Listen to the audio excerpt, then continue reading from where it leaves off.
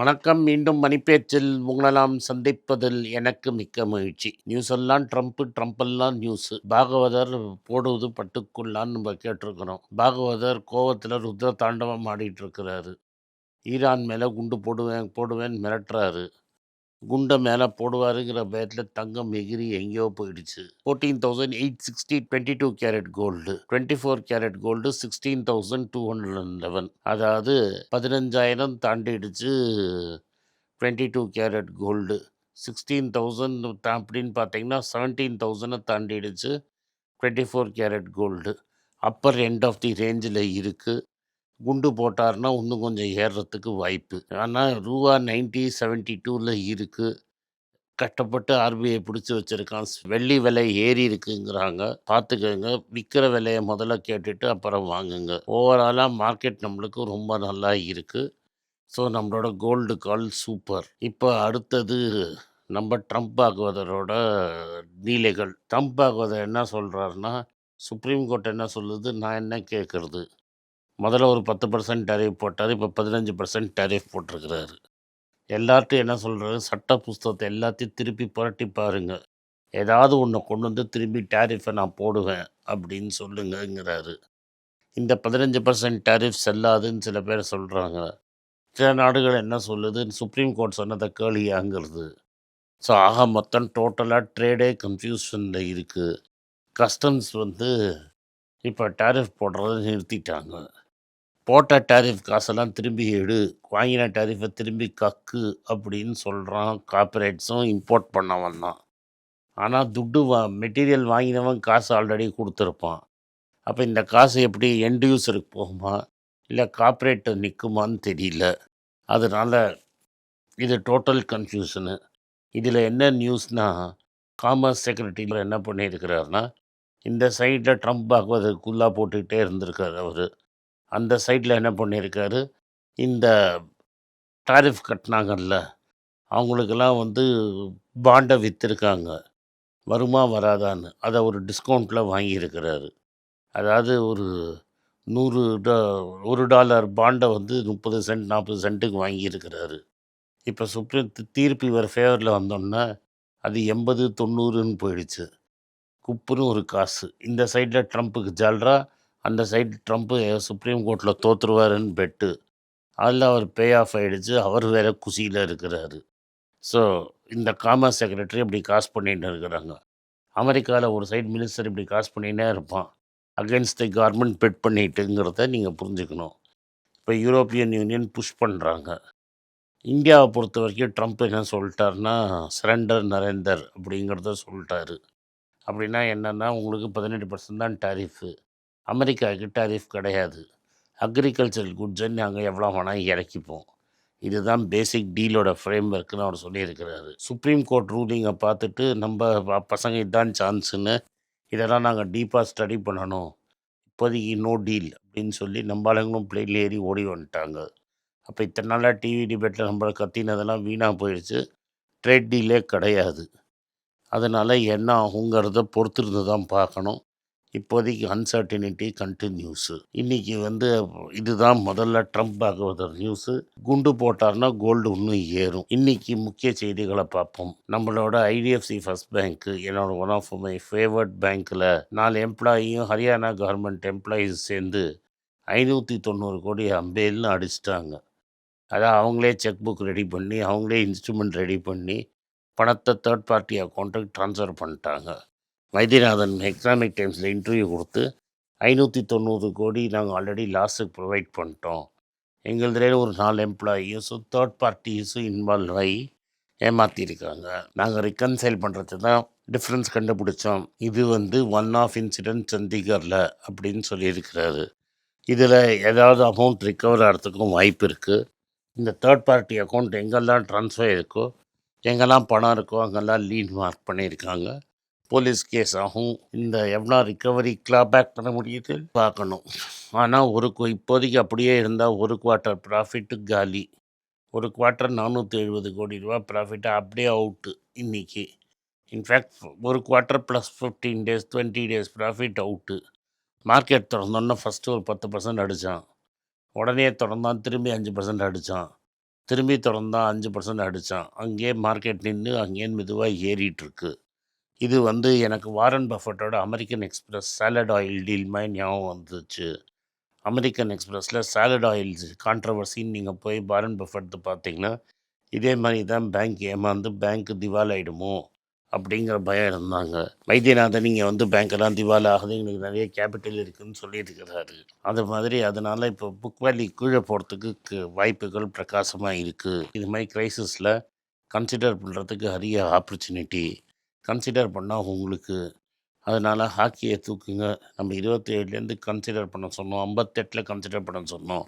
இங்கேயும் கன்சிடர் பண்ணுங்கள், உங்களுக்கு நல்ல வாய்ப்பு கிடைக்கும். மார்க்கெட்டில் இது மாதிரி வாய்ப்புகள் ரொம்ப கம்மியாக தான் வரும். சிப்லா ஒரு 1.4% டவுனு. மற்றபடி பார்த்தீங்கன்னா டாடா மோட்டார் கமர்ஷியல் வெஹிக்கிள் ஏறி இருக்குது. முத்தூட் ஃபைனான்ஸ் ரீபவுண்ட் ஆகிட்டுருக்கு.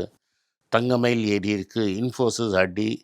கர்நாடகா பேங்க் ஒரு மாதிரி ஏறி இருக்குது. இன்ஃபோசிஸ் மட்டும் அடி கிடையாது, மற்ற எல்லா ஐடி கம்பெனிஸும் அடி. ஏன்னா ஜெஃப்ரீஸுங்க அவங்க என்ன பண்ணியிருக்கிறாங்கன்னா லாங் டேர்மில் இந்தியாவோட ஐடி கம்பெனிஸ்லாம் கொஞ்சம் கஷ்டப்படும் அப்படின்னு சொன்னதுனால அதை போட்டு அடி அடின்னு அடிச்சிருக்கிறாங்க.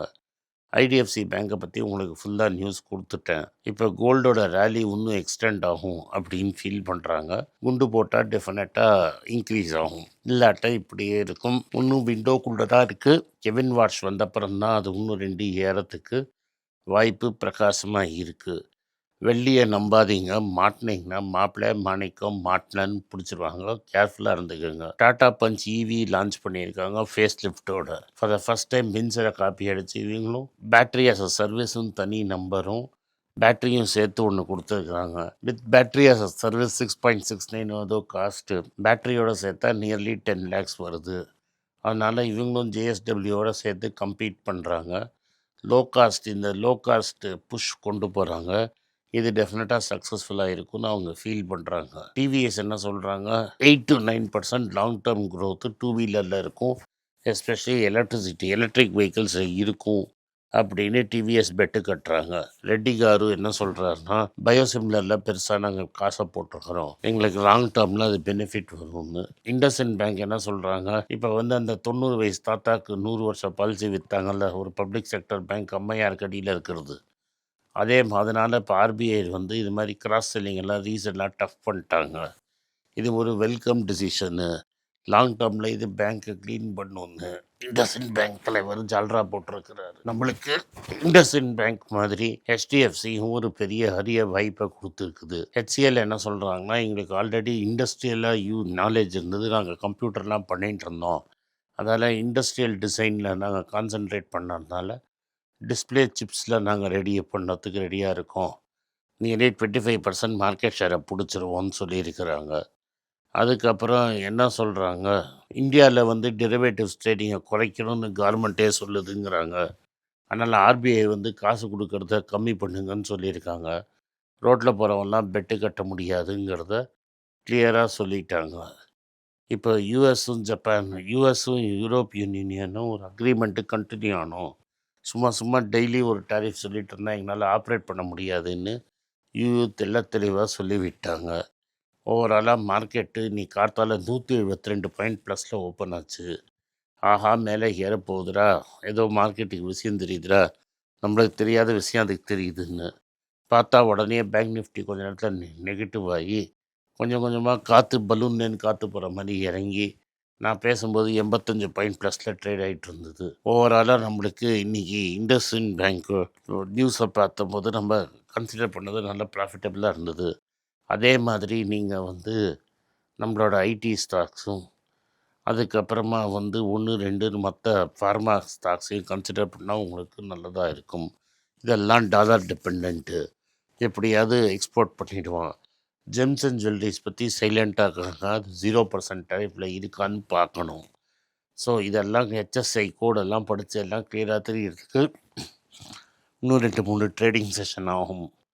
மார்க்கெட் இவ்வளோ அன்ஸ்டேபிளாக தான் இருக்கும். இந்த யூஎஸ் ட்ரேட் டீலுக்கே தேவை இருக்கான்னு தெரியாது. ஏன்னா இந்த பவர்ஸ் படி 150 நாள் தான் இந்த டாரிஃப்லாம் செல்லும். 150 நாள் கழித்து திரும்பி காங்கிரஸ்கிட்ட போகணும். காங்கிரஸ் இந்த பைப்போலுக்குள்ளே ஒன்றும் பண்ணலைன்னா அவர் ஒரு காங்கிரஸை தோற்றுருவார். ஸோ இதுதான் ஓவராலாக நியூஸு. இதுதான் உங்கள்கிட்ட நான் சொன்னேன் அமெரிக்காவில் ஃபவுண்டேஷன்ஸ் ரொம்ப கிளியராக இருக்குது, இன்ஸ்டியூஷன்ஸ் கிளியராக இருக்குது, டெமோக்ரஸி ப்ரிவைல் ஆகும்னு. எங்கேயாவது ஜிஜிபிங்கோ இல்லை மாஸ்கோலையோ இல்லையோ டெல்லியிலையோ ஒரு சுப்ரீம் கோர்ட் வந்து இவ்வளோ தைரியமாக ரூலிங் கொடுக்கும்னு நீ நம்புறீங்களா? முக்கால்வாசி நேரம் கொடுக்காது. இதுதான் ரியல் டெமோக்ரஸி மற்ற ஃபார்ம்ஸ் ஆஃப் கவர்மெண்ட்டுக்கும் வித்தியாசம். நன்றி, வணக்கம். இந்த வீடியோ உங்களுக்கு பிடிச்சிருந்தேன்னா அந்த வீடியோவை லைக் பண்ணுங்கள், எங்கள் சேனலை சப்ஸ்கிரைப் பண்ணுங்கள், பெல் நோட்டிஃபிகேஷன் தட்டுங்க. இந்த வீடியோ முடிஞ்சால் அவங்க சொந்தக்காரங்களுக்கும் ஃப்ரெண்ட்ஸுக்கும் அனுப்புங்க, அவங்கள பார்க்க சொல்லுங்கள். நன்றி, வணக்கம். எல்லாருக்கும் வணக்கம். குழந்தைங்களுக்காக ஃபைனான்ஷியல் லிட்ரஸி மணி ஃபார் நத்திங்னு 2வது பார்ட்டு. அண்ட் இதில் வந்து செக் எழுதுறது எப்படி, டெபாசிட் ஸ்லிப் எழுதுறது எப்படி, பணம் எப்படி வந்தது, பார்ட்டர்லேருந்து டிமானிட்டைசேஷன் வரைக்கும் எல்லாத்தையும் கவர் பண்ணியிருக்கோம். உங்கள் குழந்தைங்க அப் டு ஏஜ் 10-12க்கு ரொம்ப யூஸ்ஃபுல்லாக இருக்கும். இந்த புக் இப்போதைக்கு ஒரு ஸ்பெஷல் ப்ரைஸில் 450 ரூபாய்க்கு கொடுக்குறோம். இதை யூஸ் பண்ணிக்கோங்க. நன்றி, வணக்கம். moneypage.com வெப்சைட்டை சப்ஸ்கிரைப் பண்ணுங்கள். ஒரு வாரத்துக்கு 4 ப்ரீமியம் ஆர்டிக்கலும் ஃப்ரீ ஆர்டிகல்ஸ் ஒரு 10லேருந்து 15 நாங்கள் போடுறோம். இது சப்ஸ்கிரிப்ஷன் ஒரு மாதத்துக்கு 99 ரூபா தான். இங்கே சொல்கிற கான்செப்ட்ஸை கிரேட்டாக எக்ஸ்பேண்ட் பண்ணி போடுறோம். நீங்கள் படிச்சிங்கன்னா உங்களுக்கு யூஸ்ஃபுல்லாக இருக்கும். நன்றி, வணக்கம். வணக்கம். குழந்தைங்களுக்காக ஒரு புஸ்தகம் லான்ச் பண்ணோம். அது ரொம்ப சக்ஸஸ்ஃபுல்லாக இருக்குது. யாருக்கெல்லாம் அந்த புஸ்தகம் போகணுமோ எங்கள் டீமுக்கு கான்டாக்ட் பண்ணுங்கள். கீழே இருக்கிற நம்பர்லேயும் வெப்சைட்லேயும் கான்டாக்ட் பண்ணிங்கன்னா உங்களுக்கு அந்த புஸ்தகத்தை நீங்கள் வாங்கிக்கலாம். மற்ற எங்கள் புஸ்தகமும் அவைலபிள். எங்கள் வெப்சைட் மூலமாகவும் வாங்கலாம். கீழே இருக்கிற வாட்ஸ்அப் நம்பர்லேயும் மெசேஜ் அனுப்பலாம். நன்றி, வணக்கம்.